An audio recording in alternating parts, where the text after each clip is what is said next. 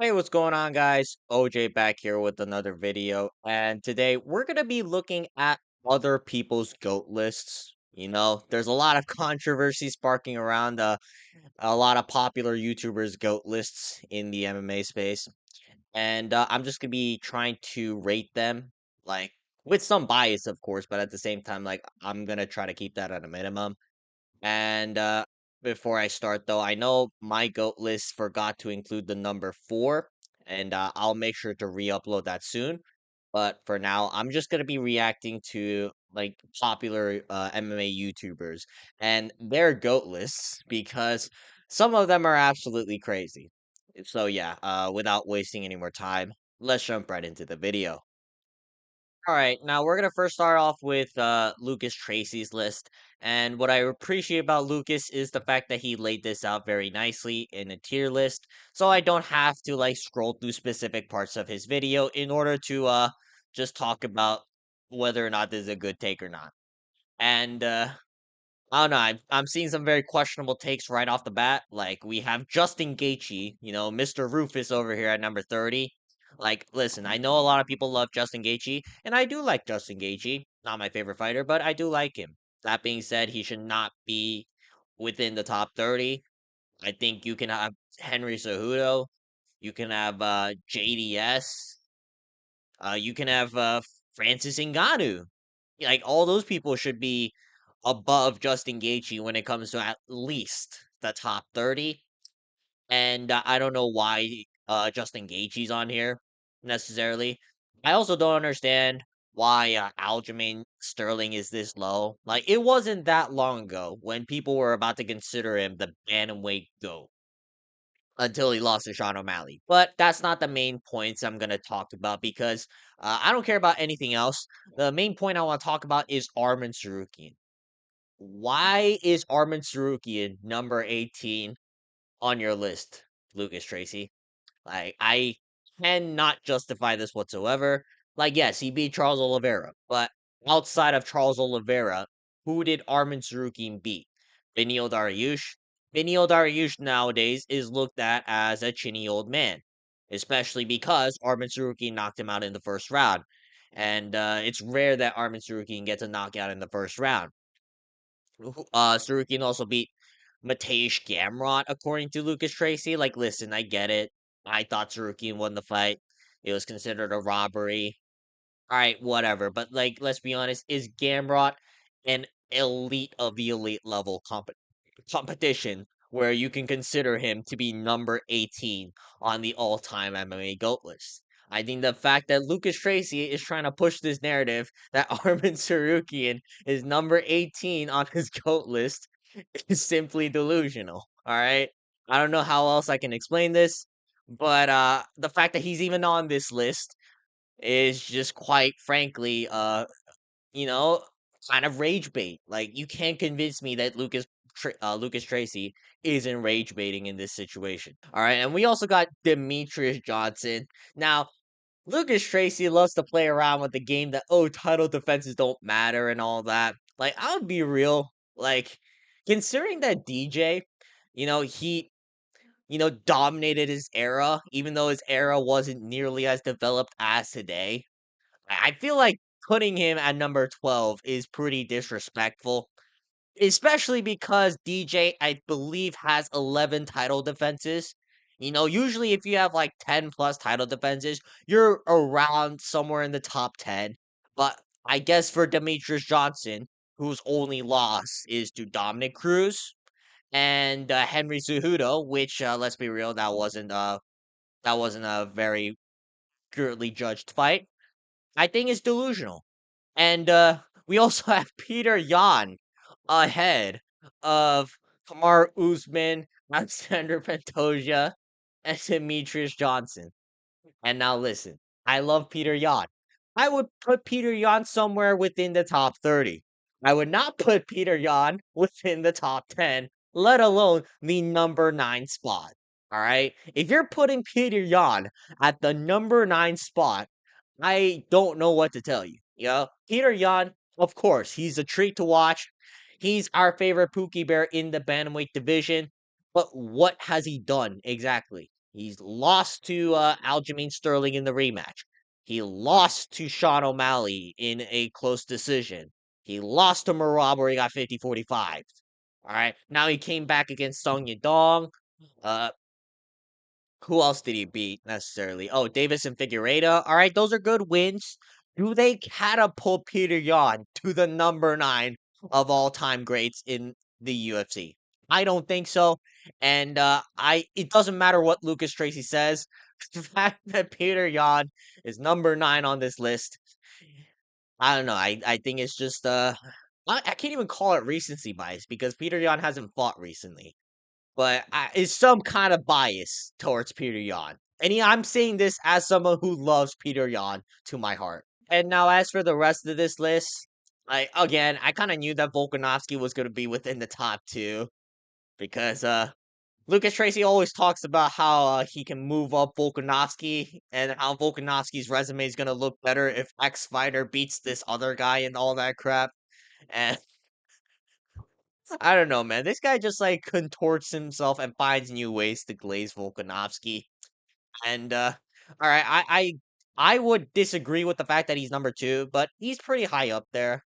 And I'm not gonna deduct too many points off this because I did kind of expect this.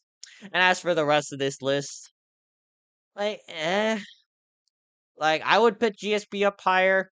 I would put Islam Makhachev at number 4. I wouldn't call him the GOAT just yet. Like, I know he has potential to become the GOAT if he beats, like, Ilya Taporia or beats JDM and then defends the welterweight title one more time.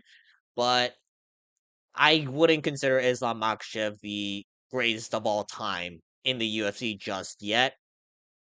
I would move Marab down a little bit more just because Marab I know he beat a lot of great names, former champions, but at the same time, uh, I don't know. There's just like not that much past like his 5-6 wins, and I don't know. It's just weird to see Marab within the top 5 with 2 title defenses. And I know Lucas Tracy always harps about how title defenses don't matter.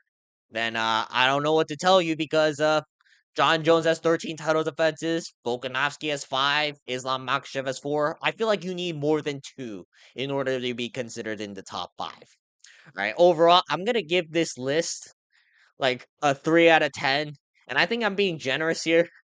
I don't know. It's just the fact that fucking Armin Sarukian's on this list. Like that alone, like discredits anything Lucas Tracy had to say for at least this entire fucking section over here. Again, like there are some names that like are interchangeable at the top.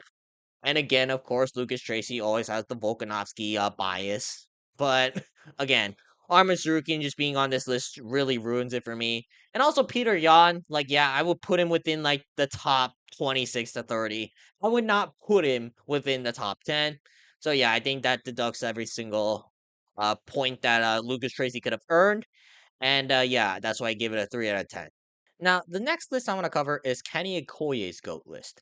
And I have a lot of questions about what Kenny Okoye was smoking at the time when he made this list. And because, quite frankly, there are a lot of takes on this list that I think a lot of people will consider as just flat out wrong. All right. I don't think that's a controversial take. I'm not trying to be some kind of rage baiter. I think it's just flat out wrong. And we're just gonna look at some of Kenny Okoye's worst takes here because I'm not gonna go through his entire list. Like there are some takes here where like I disagree with that, but it's within reason. Right? I'm not gonna argue somebody about this. And at the same time, I have some things I agree with Kenny Okoye, like maybe like slight adjustments, but again, this is a goat list, a subjective goat list. So I'm gonna be reasonable as to what I critique because there are some things I can agree upon or slightly disagree upon, but at the same time, there are just some things that are flat out wrong. Now, first off, why is Movsar Evloev within your top 30? Again, he's undefeated and from Russia. All right, like I think that's the only reason why Kenny Okoye included him on this list because anyone who watches Kenny Okoye a lot knows that Kenny Okoye loves the Russian, the Dagestan, the Georgian fan base. All right, the unpopular fan base, if you want to call it that. And also, I get that Movsar Evloev, he has good wins. He has good wins over Aljamain Sterling, Diego Lopez, Arnold Allen, Van Ige. Like, can I be real? The fact that Kenny Okoye is trying to paint this narrative that he was in control of every single one of these fights against these guys is very misleading because that's his entire point as to why Movsar Evloev should be within the top 30 of the GOATs. All right, the win against Aljamain Sterling. Very back and forth. Aljamain Sterling was getting the better of the grappling transitions at some times. It was the fact that Movsar Evloev was able to land ground and pound, which was able to secure him the rounds ultimately at the end. But a lot of the times, Aljamain Sterling was able to get the upper hand of Movsar Evloev within the wrestling. And the fact that Kenny Okoye over here is suggesting otherwise is very misleading. Diego Lopez on short notice. I know that Movsar Evloev, I looking back at it, I thought he won the fight clearly, but Diego Lopez was able to get some good submission attempts that had Movsar Evloev really working out of them, right? And again, you can say that Movsar Evloev was able to maintain top position, which is why he was able to win the fight, but you cannot suggest the fact that Movsar Evloev was dominating the fight. You definitely can't suggest that Movsar Evloev was dominating the Arnold Allen fight because Arnold Allen was arguably going to win the fight if Mark Goddard didn't step in for illegal knees, even though they clearly were legal. And the fact that the Mark Goddard called them illegal knees is simply a disgrace. The only dominant win he had was against Dan Ige. And I don't consider Nick Lentz an elite level opposition that should be included. All right. So the fact that Kenny Okoye is running around with this narrative that he beat all of these guys, which are good names, but dominantly, right? That's what I have a problem with. And if you're gonna make that argument, put him at 27. I think that's a bad faith argument, and he shouldn't be within your top 30 in the first place. Now, the next one I want to cover is Israel Adesanya. All right. Now I have Israel Adesanya somewhere within the 13 to 15 range. All right. If you want to argue a little bit higher, then sure. But like I know Kenny Okoye thought he was being objective with this one. But number 10 is quite frankly Glaze. All right. His wins over Alex Pereira and Robert Whitaker are great. All right. Are you really rating on Marvin Vittori and Paulo Costa win? Especially now. All right. Back then, people were clowning on them for either being undisciplined or mediocre in terms of skill, and that holds true especially today. I know Jared Cannonier, that's a solid win, all right, but realistically, how many of these wins are we really going to consider elite to the point where like Israel Adesanya should be within the top 10 of GOAT lists, all right? Alex Pereira, Robert Whitaker, Jared Cannonier. Outside of that, don't care. Marvin Vittori is mid. Paulo Costa is undisciplined. Kelvin Gastelum also undisciplined. Derek Brunson at the time was good, but not really. And I don't know why Kenny Okoye puts these guys as elite level wins for Israel Adesanya. And the other thing I want to point out is the fact that again, Israel Adesanya has a lot of losses, a lot of losses. And if he had like maybe one or two losses against like Alex Pereira and Sean Strickland, all right, I'll end it off there. All right, like one or two losses doesn't mean that you can't be within like a certain spot of the goat list. But if you have like 5, maybe 6 losses in your like prime era, or like not your prime era, but like at prime age, which is like what 34, 35, when he started losing most of these fights, then I'm sorry, you can't really make an argument about the fact that he should be within the top 10, right? Sean Strickland, everyone looks at him as a scrub, dominated Israel Adesanya in their fight. Alex Pereira knocked him out.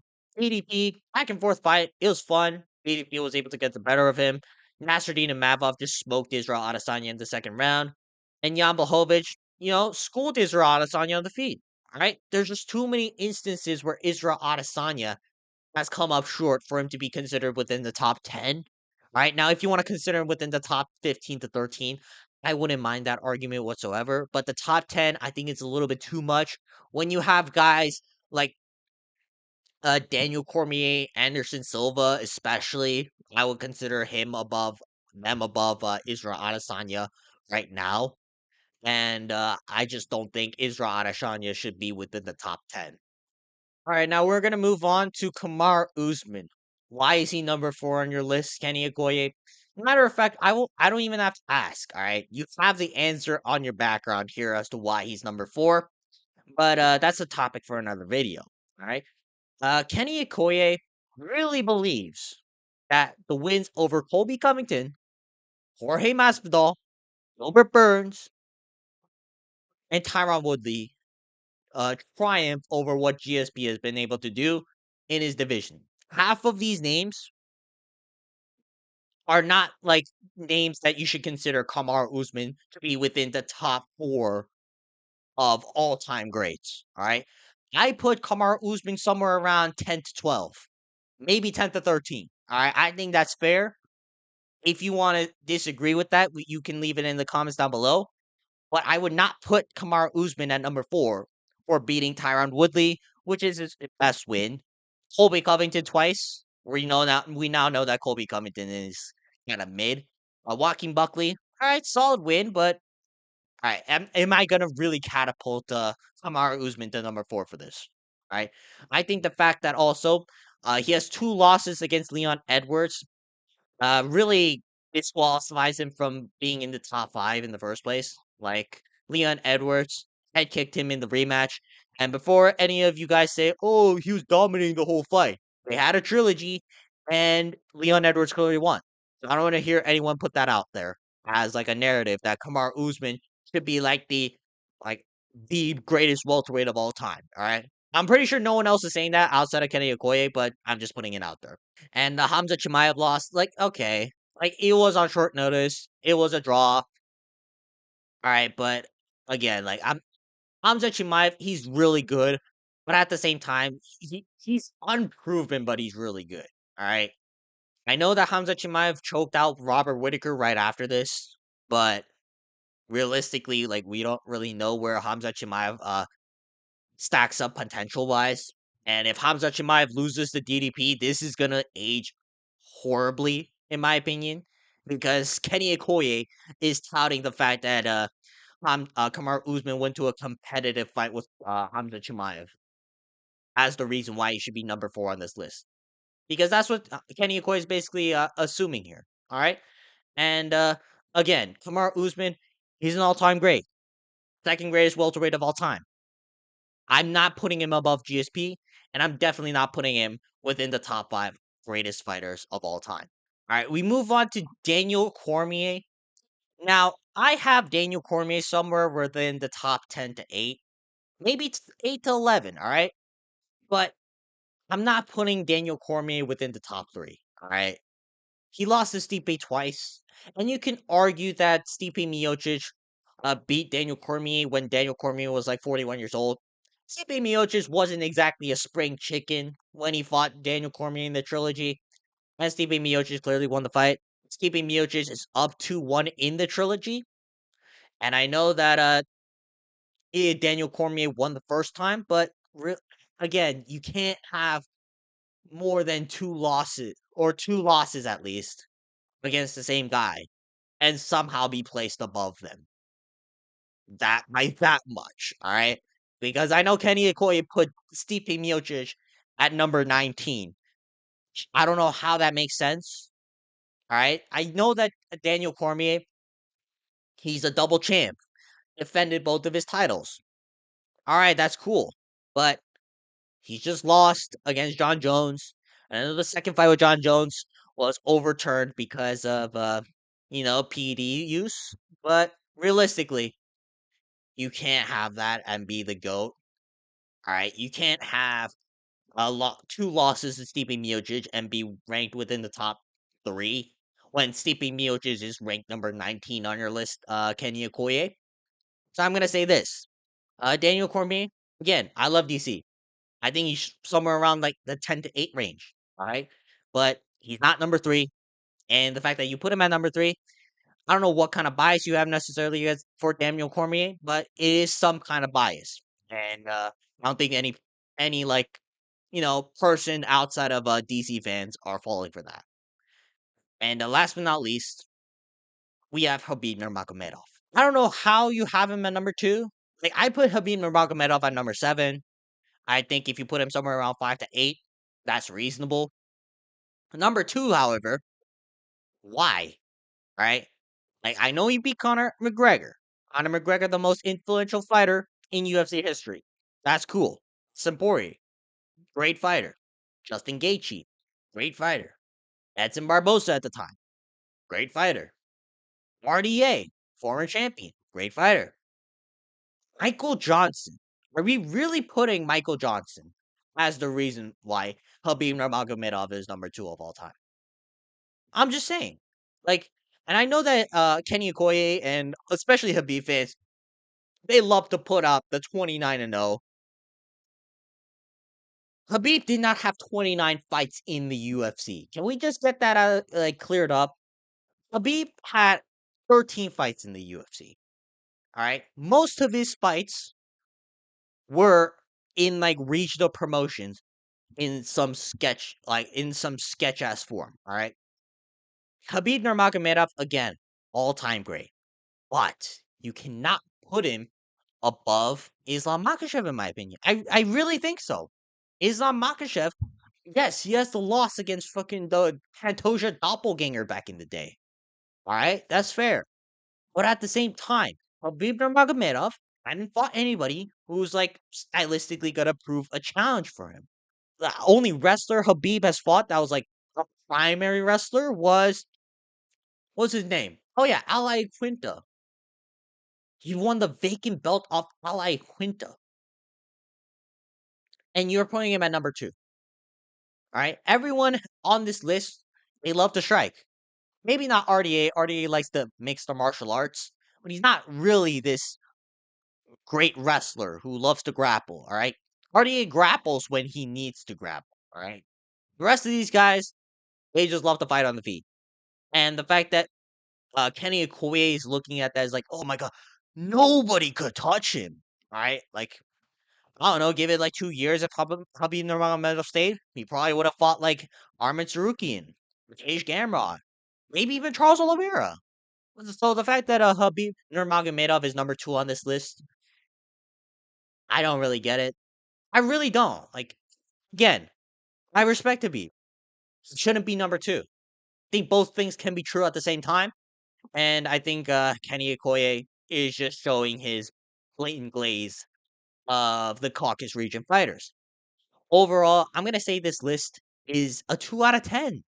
It really is because the whole time Kenny Okoye, he's like lying through his teeth as to why certain fighters should be placed above certain other fighters. All right, like you don't really rate Colby Covington, all right, as the reason why Kamaru Usman should be number four.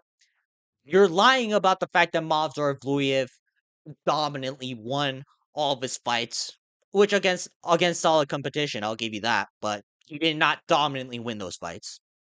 And Israel Adesanya, like half of those wins are not considered elite. All right, we'll just put it like that. And Kenny Okoye, I think he kind of made this list as someone who blatantly glazes Nigerian and Dagestani fighters. But at the same time, like he's trying to put himself as an objective analyst, and I quite frankly think that's wrong. All right, now last but not least, we have Bedtime MMA. He made his GOAT list after Lucas Tracy and Kenny Okoye. I'll say this: I think I really like Bedtime's list. Now, do I agree with everything that's on his list? No, but that's the whole point of a GOAT list. It's subjective. All right. He has GSP at number one. Islam Makhachev at number two, John Jones at number three, Alexander Volkanovski at number four, and Ilya Topuria at number five. All right. The top, again, I would arrange it slightly differently, but you're not going to hear anything bad about that from me. All right. Again, this is a subjective list, and this is within reason. All right. You're not going to hear him suddenly putting up Kamar Usman at number four like Kenny Okoye. You're not gonna hear Bedtime MMA put like Peter Yan at number 9 all of a sudden, like Lucas Tracy did, right? I think this is like the least rage bait list, right? I think this is a nice list. This is reasonable. So I'm gonna give this a 9 out of 10. There's not much to nitpick here. There really isn't. Now I would put Demetrius Johnson a lot higher on this list, right? But at the same time, I kind of get what he's saying, and I'm not gonna be offended by it. So I think that this isn't a list that I would necessarily agree upon, but this is a good list. All right, so I'm gonna give it a 10 out of 10 because this is a list that's not rage baiting me every 20 seconds. All right, that's gonna be it for today's video. Leave a comment down below how you guys would rate these goat lists because I quite frankly don't like any of them. Like bedtimes, I don't mind necessarily. I think it's reasonable. It doesn't mean I agree with it to a full extent, but I think it's reasonable. But Lucas Tracy and Kenny Okoye, I feel like they're rage baiting, or they're just like blatantly glazing certain fighters, and it's kind of funny to see that because they always call out other people for glazing certain fighters. But yeah, regardless, leave a comment down below how you guys would rate these ghost lists. And other than that, make sure to like and subscribe, and I'll see you guys next time. Peace.